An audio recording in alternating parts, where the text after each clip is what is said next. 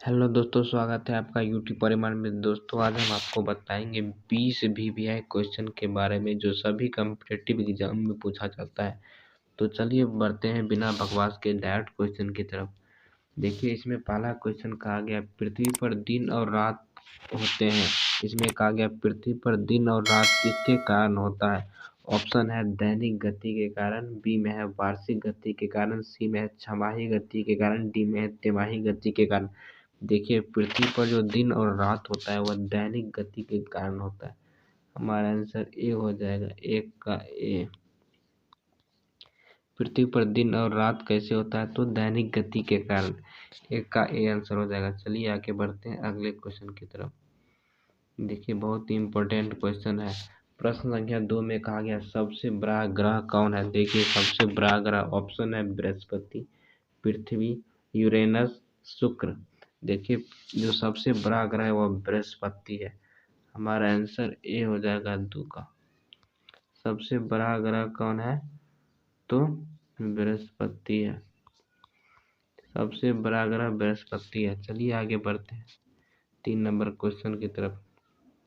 देखिए, level wise question है। इसमें कहा गया है प्रश्न संख्या 3 में सबसे छोटा ग्रह क्या है। देखिए, इसमें कहा गया है सबसे छोटा ग्रह क्या है। देखिए, हमारा ऑप्शन है मंगल, शनि, बुध, नेपच्यून। देखिए, जो सबसे छोटा ग्रह है सौरमंडल का वो बुध ग्रह है। हमारा आंसर सी हो जाएगा, 3 का सी। सौरमंडल का सबसे छोटा ग्रह बुध होता है। 3 का सी हो जाएगा। चलिए आगे बढ़ते हैं अगले क्वेश्चन की तरफ। देखिए, प्रश्न संख्या 4 बहुत ही इम्पोर्टेंट है। इसमें कहा गया अगुलहास धारा किस महासागर में बनती है। इसमें कहा गया है अगुलहास धारा किस महासागर में बनती है। ऑप्शन है प्रशांत महासागर में, हिंद महासागर में, आर्कटिक महासागर में, अन्य में। देखिए, अगुलहास जो धारा है वह प्रशांत हिंद महासागर में बहती है, हिंद महासागर में। हमारा आंसर बी हो जाएगा, 4 का बी हो जाएगा। अगुलहास धारा किस महासागर में बनती है, तो हिंद महासागर में। 4 का बी हो जाएगा। चलिए आगे बढ़ते हैं अगले क्वेश्चन की तरफ। देखिए, प्रश्न संख्या 5 में कहा गया है पृथ्वी का सबसे भीतरी वाला भाग क्रोड किसका बना होता है। देखिए, पृथ्वी पर जो सबसे भीतर वाला भाग क्रोड है वह किसका बना होता है। ऑप्शन है तांबा और जस्ता, बी में है निकेल और जस्ता, सी में है लोहा और जस्ता, डी में है लोहा और निकेल। देखिए, पृथ्वी का जो सबसे भीतर वाला क्रोड है वह लोहा और निकेल का बना होता है। 5 का डी हो जाएगा। किसका बना होता है, तो लोहा और निकेल का बना होता है। लोहा और निकेल का बना होता है।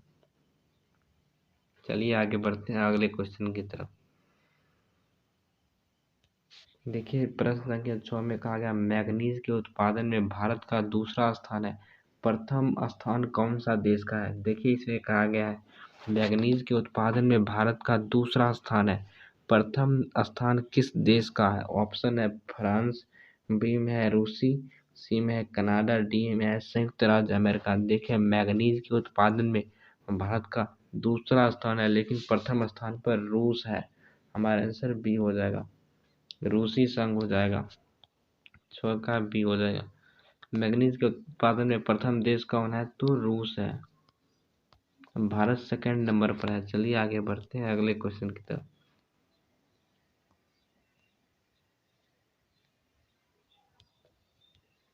देखिए, प्रश्न संख्या 7 में कहा गया निम्नलिखित में से कौन से देश कोयला का सबसे बड़ा उत्पादक देश है। देखिए, इसमें कहा गया निम्नलिखित में से कौन सा देश कोयला का सबसे बड़ा उत्पादक देश है। ऑप्शन ए में है ब्राजील, ऑप्शन बी में है भारत, ऑप्शन सी है अमेरिका, ऑप्शन डी में है चीन। देखिए, कोयले का जो सबसे बड़ा उत्पादक देश है वह संयुक्त राज्य अमेरिका है। सी हो जाएगा, 7 का सी। कोयला का सबसे बड़ा उत्पादक देश कौन है, तो अमेरिका है।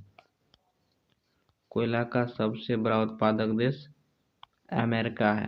7 का सी हो जाएगा। चलिए आगे बढ़ते हैं अगले क्वेश्चन की तरफ।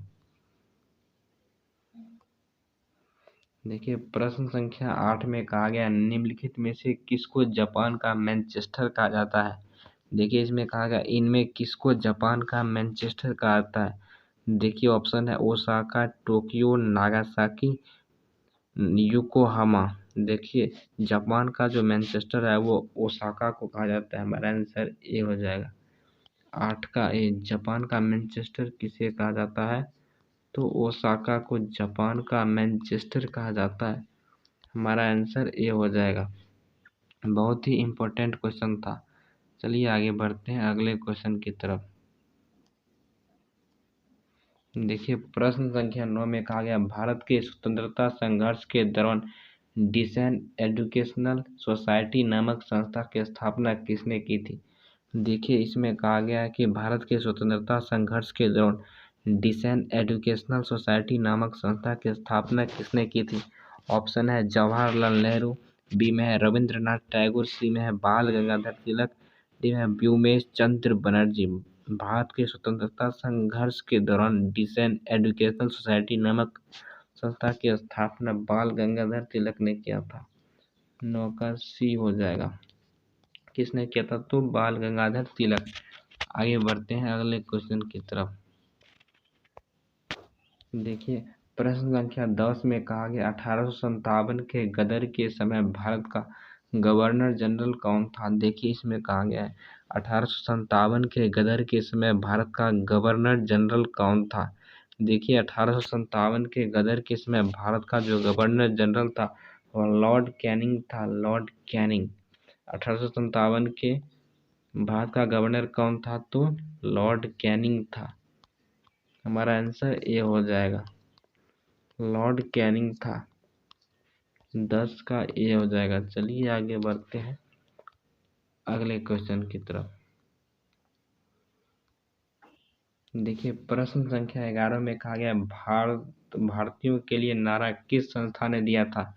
देखिए इसमें कहा गया भारत भारतीयों के लिए नारा किस संस्था ने दिया था?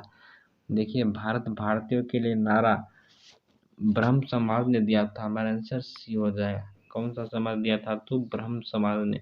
भारत भारतीयों के लिए नारा ब्रह्म समाज ने दिया था। 11 का सी हो जाएगा। चलिए आगे बढ़ते हैं अगले क्वेश्चन की तरफ।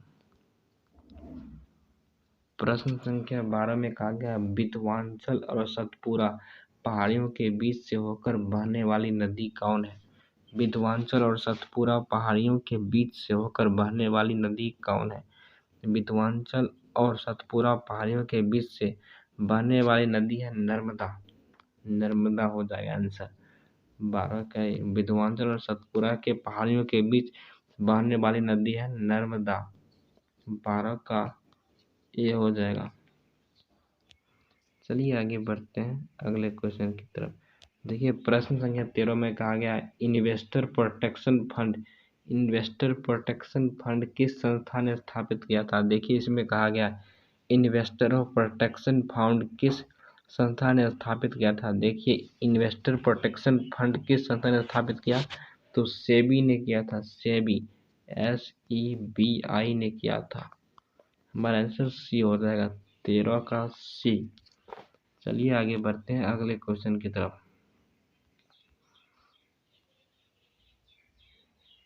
देखिए प्रश्न संख्या 14 में कहा गया कुंडापुर एवं करवार कच्छ वनस्पति स्थान कहाँ स्थित है? देखिए इसमें कहा गया कुंडापुर एवं करवार कच्छ वनस्पति स्थान कहाँ स्थित है?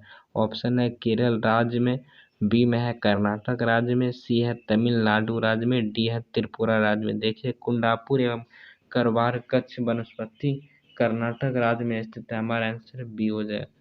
कहाँ स्थित है? तो कर्नाटक में स्थित है। हमारा आंसर बी हो जाएगा। 14 का बी हो जाएगा। चलिए आगे बढ़ते हैं अगले क्वेश्चन की तरफ।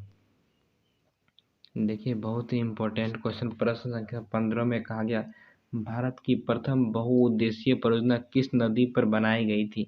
देखिए इसमें कहा गया भारत की प्रथम बहुउद्देशीय परियोजना किस नदी पर बनाई गई थी? ऑप्शन ए कावेरी नदी, ऑप्शन बी गंडक नदी, ऑप्शन सी दामोदर नदी, ऑप्शन डी यमुना नदी। भारत की प्रथम बहुउद्देशीय परियोजना किस नदी पर बनाई गई थी? तो दामोदर नदी पर। 15 का सी। 15 का सी। भारत की प्रथम बहुउद्देशीय परियोजना किस नदी पर बनाई गई थी? तो 15 का सी हो जाएगा दामोदर नदी पर। दोस्तों अगर वीडियो पसंद आए तो इस वीडियो को लाइक कीजिए, शेयर कीजिए, सब्सक्राइब कीजिए।